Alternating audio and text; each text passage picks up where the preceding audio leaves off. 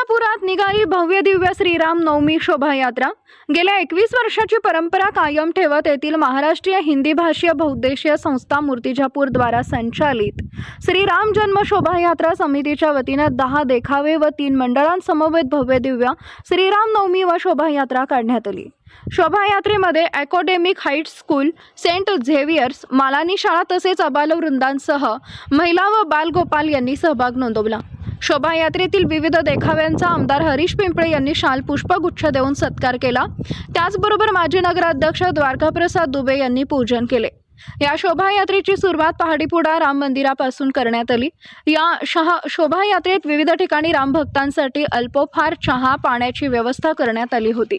माजी नगराध्यक्ष द्वारकाप्रसाद दुबे यांच्यासह गुलाब दुबे, अशोक दुबे, चंद्रकांत तिवारी, रतनलाल महाजन, कुर्मीसर, संजय गुप्ता, कैलाश महाजन, अमोल प्रजापती, सोहम सरवरे, शालिग्राम यादव, रितेश गुप्ता, रमेश गुप्ता, प्रशांत हजारी, भूपेंद्र शुक्ला, अभय पांडे, संजय जयस्वाल, वैभव यादव, डॉक्टर हितेश पांडे, डॉक्टर गौरव महाजन, डॉक्टर अपर्णा दुबे, डॉक्टर प्रवीण पालीवाल, संध्या दुबे, राधा तिवारी, अनिता हजारी, मर्मी देवीकर, रेखा गुप्ता, ननका पांडे, किशोर ठाकूर, कन्हैयालाल गुजर, जगदीश कुंभेकर, मनोज गुप्ता, दिवान सिंह ठाकूर, भारत जमादार, डॉक्टर पवन पाताल बंशी, ॲडव्होकेट राजेश हजारी, ॲडव्होकेट त्रिपारी बंडू भगत, सनत दुबे, केतन तिवारी, विशाल गुप्ता, संतोष यादव, केवल यादव, संदीप जळमकर, कमलाकर गावंडे, भारत जोशी, संजय देवीकर, आनंद गुप्ता, संतोष श्रीवास, मुन्ना श्रीवास, राजू श्रीवास व इतर रामभक्त मोठ्या संख्येने सहभागी झाले होते।